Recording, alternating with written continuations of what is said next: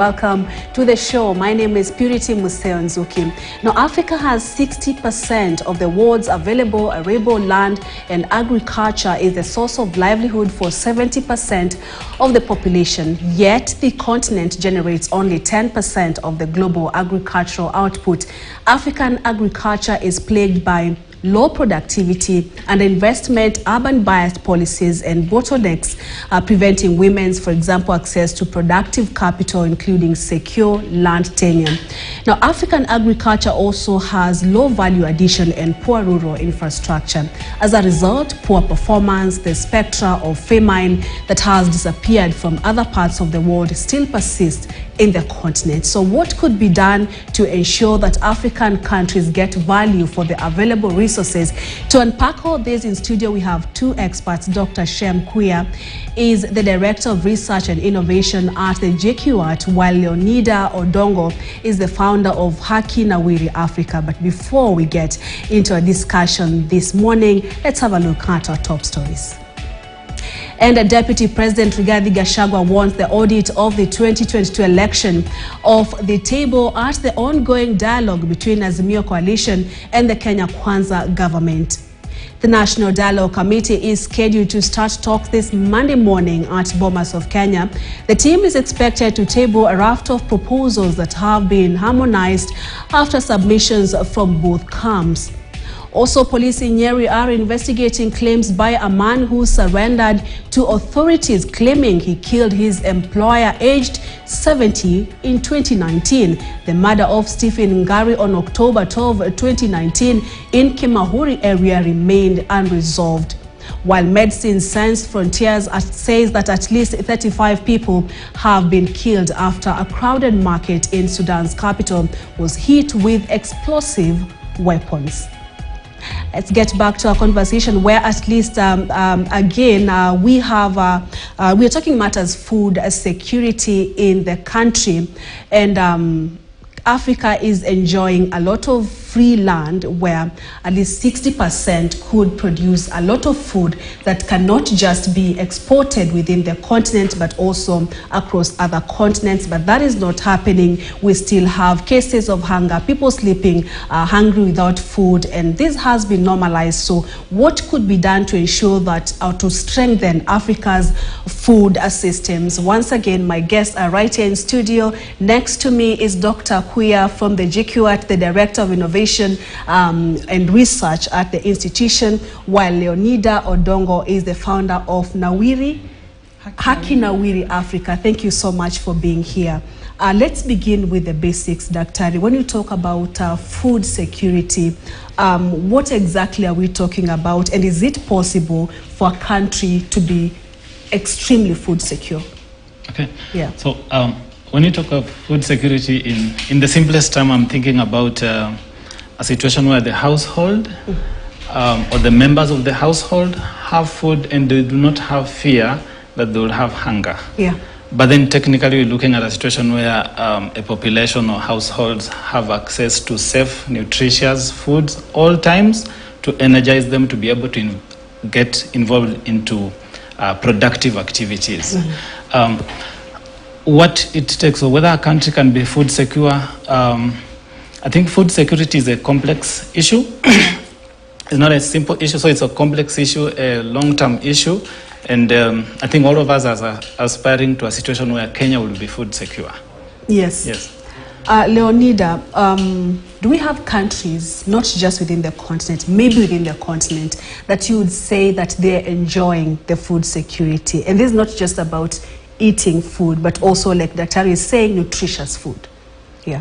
Thank you for the question. When you talk about, for me, from where I come from my perspective, working with smallholder farmers, I'd go beyond food security. I'd look at food sovereignty. Yeah. Food sovereignty, in the sense, it means farmers being, or food producers, not just agricultural producers, but also pastoralists, being able to control their food, the source of food, being able to control even the distribution, being able to control the pricing, because we know that many people sometimes cannot eat because of price volatility, and families have to, some have to undertake survival mechanisms. For example, pouring more water, a soup, because you can't afford the food is too expensive. And so when you talk only about security is the availability of the food. Yes, the food can be there. For example, I can go to a supermarket or a market. The food is available. But if I don't have money, can I afford that food? So when we talk about food sovereignty is where you're able to control even issues around distribution. Because we've had, for example, instances where one part of Kenya, people are pouring even milk, but then another part, people are going hungry. Exactly. And so when, I can say that there is no country that is 100% food secure, because that's where the importation aspect comes in to feed into the gaps.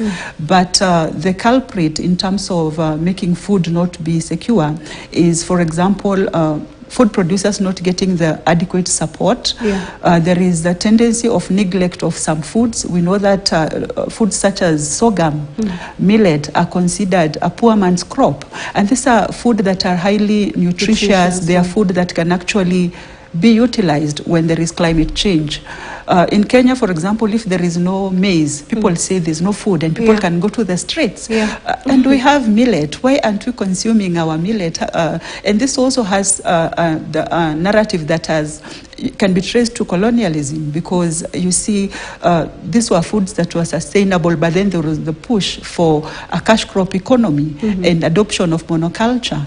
And this adoption of monoculture is what has contributed to us only believing that one food like maize is the only food that we can consume. But if we're not only also looking at the nutritional value. If you look at millet and you compare it with maize, millet has is more nutrient dense compared to maize. But for a Kenyan, we believe that maize is the only food that's available. Especially, and that's why you even and even the government has is it buying or being trapped into this kind of pressure? Is it coming from up to bottom that when we talk about food security, the first steps that you will see the government taking is, for example, reducing the price of unga? How about other commodities, for instance? So what exactly is the challenge that even when there are warning systems, the other time the Kenya Meteorological Department did warn Kenyans, they told them, you know what, you need to grow crops that are not long-term crops, but the ones that can really survive short-term, and we have them. But Kenyans and people will still go ahead and grow maize. What's the challenge? Is it lack of awareness? Is it culture? You know. So I'll look at food security at three levels: household, national, and then international. And so when government is coming in with those measures, we should consider those as short-term to ease the pressure at the moment. But then achieving food security is a long-term thing. And there are aspects, as we say, ranging from availability, access, but then you see availability is mainly affected by production. So until we're able to produce sufficient and only top up small amount, then it becomes difficult. I would say one of the main challenge regarding that will be, especially when you're looking at the government role, then we're looking at infrastructure, we're looking at access to credit, and we're looking at training. These are some of the inputs that can go into increasing production, because there's the other aspect of the scientific aspect of improving productivity of crops, or maybe evaluating crops that are likely to perform better in certain situations. Those ones also take time to come. But then for immediate actions, what I feel is the need to educate, empower, build the capacity of the farmers and producers, and then the need to enable market, enable access to credits. For example, when we look at long-term approaches, some of the pathways that can ensure food security are ecological approaches, but those ones, they take time to deliver. And so if there is a situation of food insecurity, there is a need for the immediate measures. But for us to achieve food security in the long term, we have to identify these pathways. They need financial input. So constraints would include ranging from inadequate financing, capacities in terms of training and equipping the farmers, the extensions, and other players in the food value chain, as well as the infrastructure. She's mentioned of a situation where you have food in one region, but it cannot be transported to the other region, and therefore it will be wasted. And also aspects of just waste of food, you know. Yeah, waste of food. So it's a complex situation that requires all players to play a role. Yeah. And one of the pillars of your organization, Leonida, is food justice. So we'll be talking about the injustices, but where would you place Kenya, because you deal with countries outside the continent and even the continent when it comes to building, all right, building the food systems? We've seen the Kenya Kwanza government, for example, trying to promise long-term, impact on the food systems, especially subsidies on fertilizers, and the president said that this is a long-term, and after a few years, for example, Kenya will be food secure. How is Kenya doing as compared to other countries, for example, whether it's within the continent or even outside? What I can say is, if a country cannot feed its own people, then that country has problem. And as Thomas Sankara aptly put it, who controls your food controls you. And that's why it's very important for people to be food secure. What I can say about, for example, the Kenyan situation is that we have a lot of challenges. For example, when you talk about agricultural extension service, it's not functional. I work with farmers, and farmers always say that like the few that are available, they'll tell you we don't have fuel. These were services that were being provided in the 70s and 80s by the government. And if you do a comparative analysis between hunger in the 80s and hunger now, the situation, the number of hungry Kenyans is rising. And number of, even in urban areas, that are, people who are hungry even in urban areas is rising, despite maybe having food in their pockets. And this is also related to the urbanization, rural-urban migration, and all that. But we can be able to resolve this, and I can give practical examples, for instance, of what we are doing with the farmers. Addition of fertilizers to your soil is not going to solve the soil infertility problem, because one is that the more fertilizers you add, the more soil component is interfered with. For example, it takes you 3 years to convert your soil from the soil that you've been using fertilizer to become soil without fertilizer. That takes you like 3 years. And in the process, pollinators, fertilizers become toxic, especially to elements such as pollinators. And they also get swept into our rivers and our water bodies. If you talk to farmers who've been using fertilizers, they say that the soil ends up having a hard pan, and so what we are doing as an organization in terms of looking at the soil, because the foundation of food production is the soil. If your soil is not healthy, then it means that even the food that you're producing is not going to be healthy. And so what we do is, as I shared before, we have what we call tafakari forums. Tafakari from the Kiswahili word to think and to reflect. So we come together with the farmers, and each farmer brings a glass of soil from their farm. And then all the farmers pour that glass of soil into a piece of paper. They look at how many earthworms can you be able to identify. And this is where we have the conversation about the importance of earthworms on your soil. And this practice is called agroecology, where you're producing food, but at the same time, you're taking care of your environment. When we use, like, for example, the fertilizers and all these chemicals, the concentration is on the yields. What about the environment? What about the other, the entire ecosystem? And so agroecology, for instance, is cheap because you train the farmers on how to do produce organically. And there's always this notion that agroecology cannot feed a large mass of people. It is very possible if you practice agroecology. It can work on a large farm. What happens is that at the onset, it's normally labor intensive, but when you look at it from the long-term perspective, it has a positive outcome. For example, it brings back biodiversity. You plant various crops, and these crops bring back different nutrients to your soil. They also bring back the pollinators, because if you do monocropping, let's say you've been growing one crop for 3 years, it means that even those nutrients that are being consumed by that particular crop become depleted. Right. But when you bring in a sense where you're planting different crops, you're also doing agroforestry, where you're also planting trees within your farm. Yeah. Not just any tree, but also you're planting fruit trees. So at the same time, you're having food, you're also protecting the environment, and the trees are also acting as windbreakers, and that also protects your soil from erosion, wind erosion, as well as erosion by water, because the soil becomes compact, the roots are able to hold your soil. Yeah, and Dr. is it a lack of awareness or training or even financial support for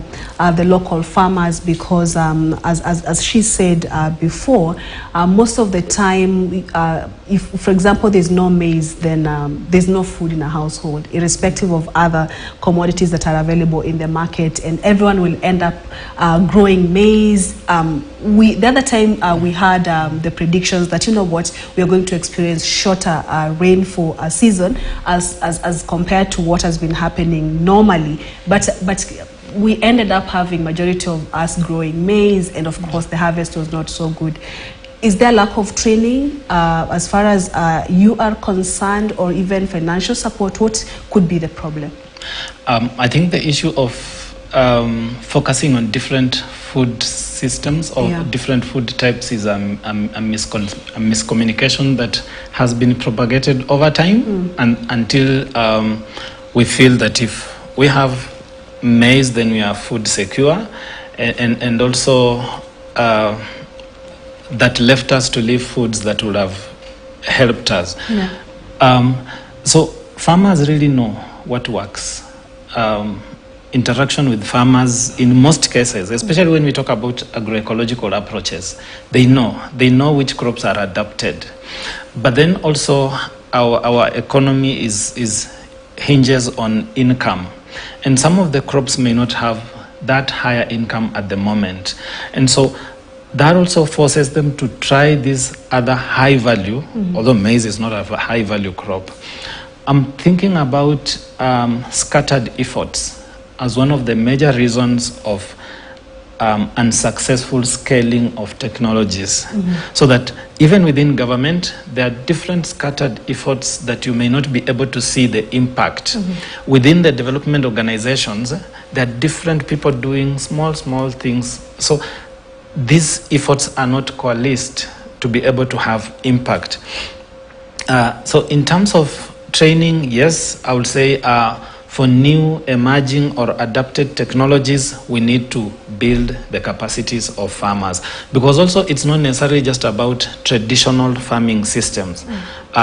From where I sit, it's about identifying what can work in the current situation, especially when you talk about climate change. And then adapting that, for example, including crops, trees, or other perennials that are adapted to that, but also manage it in a way that it will produce benefits. So now the management of these new innovative approaches is what we need to build the capacity of farmers. And so training is a challenge, but also funds, because when we say agroecological approaches take longer to deliver, during that period, the farmer needs to eat, the farmer needs to meet their needs, but then we're still rebuilding the soil, the tree is still growing, and so there is need either for a mechanism that either it's an incentive or it's a mechanism that meets the need of the farmer while awaiting the benefits of this other approach. Yeah. All right. And Leonida, for example, we have a prediction of El Nino, and this season farmers again grow. It's of course the last quarter. We headed to the last quarter of the year, and we know that people will be preparing to grow crops, but the weatherman has said that we should expect El Nino. So what should farmers be doing this time around? And he'll be talking about what should the government do, so that, because I've seen even Kenyans asking, El Nino is coming, the question of drainage systems in the city, and even what kinds of food should farmers be going for this time around when they are considering what to grow? Yeah. Okay, the first step will be to address land use management, particularly looking at how can I design my farm such that when it rains, at least I'll have some water. Right. We've had instances, for example, where it rains and all the water goes to the lake, so it becomes like pointless for us. And so one of the things that perhaps every farmer ought to do is to dig something that is called swales, is where you dig you dig holes on your farm such that when the water comes, it's actually trapped on your soil and it can be used for much longer. The other thing is to do carbon beds. Basically, this is it's a permaculture strategy where you redesign your farm. You dig holes like 2 feet, and then after digging the holes, you put a lot of twigs and grass and all that, and then you mix it with soil, and then on the top layer, that's when you put the topsoil, and then you cover it with mulch. After covering it with mulch, then you plant the crops on that mulch. You pour water on the mound of soil. It can be as big as you want in terms of the area, or it can be depending on the type on the land mass that you have. Right. And then this helps to retain this water for a longer period. Even when, like, for example, you water your crops, they can actually retain that water much longer. Right. And the fact that you've covered your soil with mulch, it means that even when there is soil erosion is actually addressed. And as we all know, the most important soil is the topsoil, because as you dig deeper, you get into the rocks and this hard matter. But then it takes a long time for the topsoil to also form, and that's why it's very, very important. But then you find that during erosion, what happens? It's the topsoil that goes to the river that forms the siltation. It's the topsoil that becomes weak, that it's carried out, it's carried away by the wind. I think the other thing that needs to be done particularly is investment, for example, in water pans, because yes, El Nino is coming. We are not sure because it's a prediction, and so this could be part of preemptive defense. You know, ensuring that there are water reservoirs in place, ensuring that our land, we've managed it, prepared it in a way that when it rains, at least we'll be able to retain that water. But I'm thinking also it's important to also look at it from an emergency perspective, you know, like where are people going to get food when this, we have all this deluge of water coming? And that's why I'm still emphasizing that it's very important for us to go back to our granary system, because in the past you couldn't go to a Kenyan village or an African village and live without food. But now I can come to your home and stay there, and you tell me stories for 3 hours and you don't even give me a cup of tea, because there is no food or something, or we've become individualized. We're sort of losing our African Ubuntu culture, particularly in terms of our food. But also it's linked to the narrative that is being pushed that having a granary is a symbol of being archaic, and this narrative is also affecting us, and this has made the store of farmers to be the aggravate. You ask them, where do you get your food from? I go to the market. Supposing the market closed today, where will you get food from? And that's why now for us we're having this campaign of we're doing the